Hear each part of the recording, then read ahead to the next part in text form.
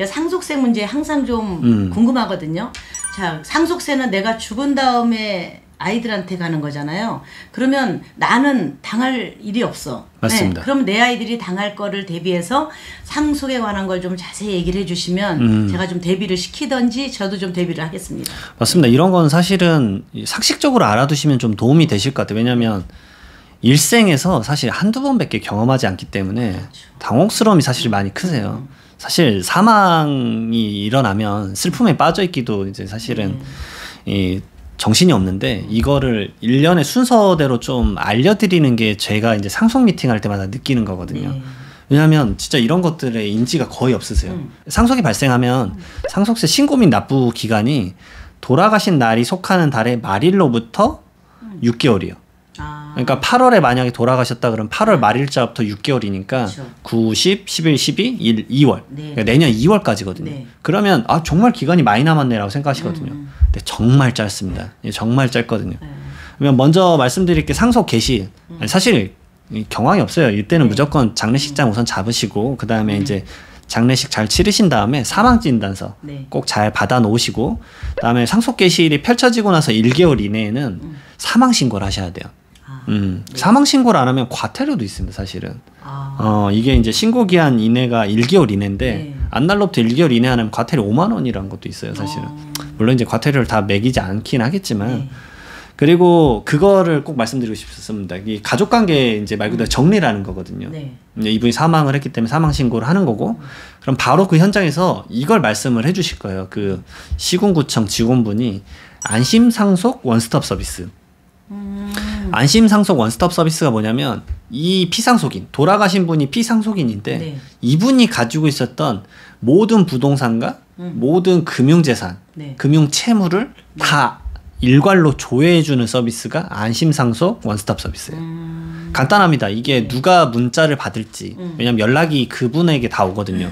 대부분 상속인이 적으시고 저는 이제 말씀드리는 게 상속인 중에 이런 이제 행정 업무 처리 능하신 분이 좀 있으세요. 이제 서류를 좀 잘 만진다거나 그런 분들이 가셔서 이거를 쓰시면 그 사망자의 재산 조회를 7일 이내 혹은 20일 이내에 재산 종류가 한 11가지 정도 되는데 그거에 대한 내역들을 문자로 이렇게 계속 보내줘요. 예를 들어서 우체국에는 계좌가 있습니다. 계좌 잔액은 얼마입니다.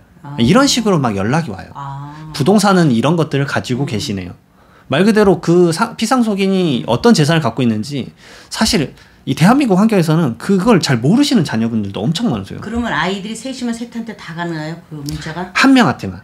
상속인. 그러니까 말 그대로 행정을 잘 보는 아이 그 자녀분이 하는 게 좀 편할 거예요. 그걸 하시고 나서 그 다음에 금융감독원에도 유사한 서비스가 있으세요. 안심상속 원스톱 서비스가 있는데 그것도 마찬가지로 금융재산에 대해서 좀 상세 내역이 더 나옵니다. 이것도 마찬가지로 하시고 그다음에 저는 그 말씀 드리죠. 고정지출 내역을 이제 정리를 해라. 왜냐하면 이 돌아가신 걸 모를 수도 있기 때문에 건보나 아니면 신용카드, 통신비용 이런 것들 좀 정리해야 될 건 정리하시고. 그렇죠. 돌아가셨다고 이제 알려야 되겠죠. 그쪽에 사망 그거를. 근데 이제 저는 말씀드리는 게 휴대전화기랑 집전화기는 우선 살려놔라. 왜냐하면 채권 채무 관계가 아직 정리되지 않은 게 있을 수 있기 때문에 연락이 와야 되는 바가 있을 수 있어요. 그리고 사실은 아직 이 피상속인의 사망을 알리지 못한 분이 존재할 수 있기 때문에 그걸 위해서라도 저는 한 1년 정도는 그래도 휴대폰은 휴대폰하고 일반 전화는 요금제를 좀 낮은 걸로 바꾸더라도 웬만하면 유지를 하셔라 라고 이제 좀 말씀을 드리고 그 다음에 피상속인의 사업장이 있었을 수도 있잖아요. 그렇죠. 그 사업장에 대한 정리 작업도 조금씩 하셔야 됩니다.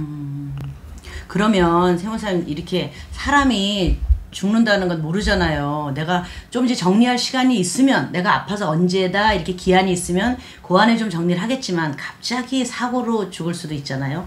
그럼 그 전에 상속보다는 그냥 그 전에 미리 좀 증여를 미리 해줄까? 그럼 어떤 게 더 낫다고 생각하세요? 증여를 먼저 해주는 게 나을까요? 아니면 나 죽은 다음에 니들이 알아서 가져 이게 나을까요? 이게 정말 본질적인 질문이세요. 정말 아주 좋은 질문인데 이 증여세랑 상속세에 대한 본질이 대한민국이 달라요. 증여세는 유산 취득형이에요. 말 그대로 제가 10억 원이 있다고 해볼게요. 자녀가 10명이라고 해볼게요. 그럼 자녀한테 1억 원씩 줬어요. 그러면 자녀는 자기 받은 1억 원에 대해서만 세금을 내요.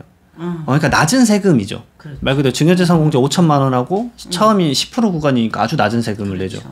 근데 상속은 우리 이 대한민국이 유산 과세형이에요. 유산 과세형인 국가가 사실 OECD 국가에서 거의 없거든요. 우리나라만 그래요? 네, 우리나라랑 이제 몇 가지 국가가 있습니다. 근데 거의 대부분 유산 취득형인데, 그러니까 예를 들어서 이렇게 됩니다. 피상속인, 죽은 사람이 100억 원 있다. 100억 원 가지고 상속세를 계산해요. 그러니까 자녀가 얼마를 받았는지가 상관이 없어요. 근데 100억 원의 과세 표준의 세금 얼마인지 아세요? 얼마예요? 45억 정도 나와요. 45% 정도가 되는 거예요? 왜냐면 대한민국은 과세 표준 30억 넘어가면 50%거든요. 그러니까 내가 재산이 얼마냐에 따라서 살아생전에 100억 정도 되면 미리 분산하는 게 맞고, 근데 이게 있어요. 증여세 같은 경우 재산 공제가 낮아요. 증여재산 공제가. 배우자끼리는 10년간 6억 원이라서 좀 높지만 사실 자녀 관계에는 직계존비속가에는 5천만 원밖에 안 되거든요. 그렇죠. 요즘 물가 상승률 보면 5천만 원이 높지가 않아요. 그렇죠. 쓸 데도 없어요. 네, 기타 친족이면 1천만 원밖에 안 되고. 하지만 상속세 같은 경우는 그 대신 공제가 좀 많아요. 일괄공제라고 해서 그냥 기본적으로 빼주는 게 5억 원. 그다음에 배우자가 살아계시면 최소 5억 원에서 최대 30억 원까지 공제해 주는 게 있고, 그다음 뭐 동거주택 상속공제, 금융상속공제, 뭐 가업상속공제. 그러니까 결국은 어떤 게 유리할지는 그 사람의 형태마다 달라요. 정말 가지각색이세요. 상속인들의 그 가족의 환경, 그다음에 각각의 어느 정도의 자산이 있는지, 그다음 피상속인의 의지. 저는 사실 많이 말씀드리는 게 이번 책에도 썼는데, 첫 번째는 마음가짐이요. 네. 이 상속과 증여는 마음가짐을 먹고 나서야 그 질문 하시는 거거든요. 말씀대로. 그럼 증여가 낫냐 상속이 낫냐.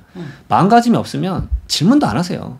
그냥 나 죽으면 니들 알아서 이거거든요, 사실은. 아니 그런데 또 이런 것도 있잖아요. 이제 집이 한 채밖에 없어. 그런데 그 집 한 채도 뭐 지방이냐 서울이냐에 따라 다른데, 서울에 집 한 채가 있다면 보통 20억 30억 해요. 2, 30억 집 한 채가 있으면 저는 이렇게 말씀드리거든요. 그거 그냥 주택연금으로 받아서 나 쓸 만큼 쓰고 나오면 니들 알아서 나눠 가져라, 이렇게 하라고 얘기를 해요, 친구들한테도. 근데 그게 저는 옳다고 생각을 하는데, 금액이 30억 이하일 경우에는 이 방식도 좋으신 것 같아요. 왜냐면 어찌됐던 간에 이 은퇴 이후에는 말 그대로 유동성이 필요해요. 생활비의 자금성이 필요하기 때문에. 그래서 저는 이런 것들을 활용하시는 것도 좋다고 보고.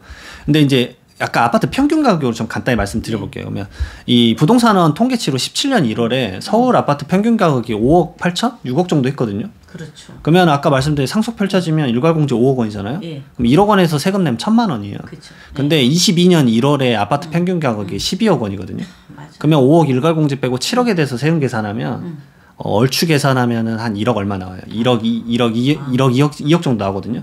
그러면 거의 이거 배수만 따져도 20%예요. 그러네요. 그러니까 자산 가치가 우상향에 있기 때문에 말 그대로 이 자녀들이 받을 때도 어떻게 받을 건지에 대한 고민을 미리미리 할 수밖에 없어요. 말씀 잘하셨어요. 그러네요. 왜냐면은 그렇다고 집 한 채 있는 거를 증여를 다 해주고 내가 언제까지 살지도 모르는데 내 생활비를 남겨놓는다? 이것도 또 말이 안 되거든요. 맞습니다. 네. 오히려 그래서 이렇게 하시는 분들도 있어요. 그럼 집이 하나밖에 없다. 하지만 이제 대부분의 상속 형태가 어떠냐면 대한민국이 집 한 채, 현금 조금, 죽었을 때 사망보험. 그치? 네. 근데 예전에는 이 주택 가격이 낮아서 상속세를 안 낸 것 뿐이에요. 근데 이제 이 주택 가격이 기본 5억 10억이에요. 네.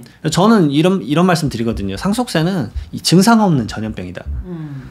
지금 아무도 이게 증상을 몰라요. 기침도 안 하거든요. 근데 돌아가시면 바로 자녀들은 네. 엄청난 전염병에 감염이 되는 거예요. 바로 폐렴되는 거예요. 네. 엊그저께도 오셨던 분이 분당에서 이제 남편분이 돌아가셨어요. 건물 2채가 있으셔요. 그래갖고 제가 이제 간단하게 계산해서 말씀드렸어요. 그래갖고 자산 가치 20억에서 30억 정도 돼서 한 6억 8천 나오세요 하니까 엄청 놀라시는 거예요.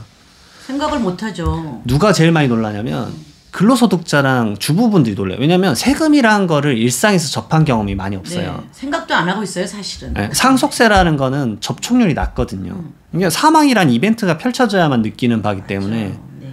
그렇기 때문에 그분이 얼마 생각했냐고 여쭤봤어요. 자기는 한 200만 원 생각하셨대요. 그래서 이거는 그런 세금이 아니다. 정말 이건 다른 세금이다. 정말 이게 관념을 좀 바꾸셔야 된다. 상속세가 진짜 무섭네요. 네. 물론 뭐 나는 해당이 안 되겠지만 우리 애들한테는 해당이 될 거고, 뭐 나같이 재산 없는 사람은 해당이 안 될 거예요. 근데 뭐 30억 이상 되시는 분들은 조금 고민을 해보셔야 될 것 같아요. 네.